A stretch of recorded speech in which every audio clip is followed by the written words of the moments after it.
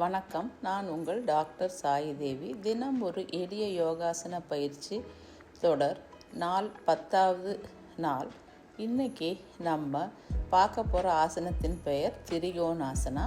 அதுக்கு முதல்ல கால்கள் ரெண்டையும் ஒட்டி வச்சு நின்றுட்டு கைகளை தோள்பட்ட நிலைக்கு கொண்டு போயிட்டு குதித்து காலை பிரித்து வலது காலை வெளிப்புறமாக திருப்பி நின்றுக்கிட்டு அப்படியே இடுப்பிலிருந்து மடித்து கைகளை கீழே கொண்டு போய் உள்ளங்கை பாதத்துக்கு அருகில் வச்சுக்கணும்.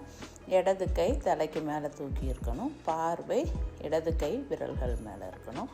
கால்கள் இரண்டையும் நேராக வச்சுக்க முடியாதவங்க சின்ன ஒரு மடிப்பு கொடுக்கலாம். அதே மாதிரி பாதத்துக்கு அருகில் கையை வைக்க முடியலன்னா நீங்கள் உங்களுடைய கால் மணிக்கட்டை பிடிச்சிக்கலாம்.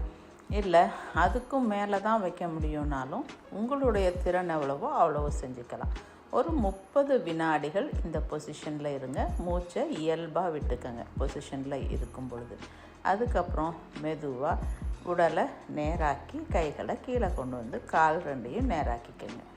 அடுத்து இடது பக்கம் செய்கிறதுக்கு இடது காலை வெளிப்புறமாக திருப்பி கைகளை ஷோல்டர் லெவலுக்கு கொண்டு போயிட்டு இடுப்புலேருந்து மடித்து உடம்ப சைடாக கொண்டு போய் கைகளை கால் மேலே அப்படியே சரித்து கொண்டு போய் பாதத்துக்கு வந்த பின்னாடி உள்ளங்கையை பாதத்துக்கு பக்கத்தில் வச்சுட்டு வலது கை தலைக்கு மேலே இருக்கட்டும். பார்வை வலது கை விரல்களை பார்த்துட்டு இருக்கட்டும்.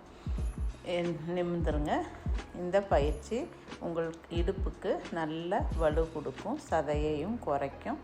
வாங்க நாளைக்கு சந்திக்கலாம்.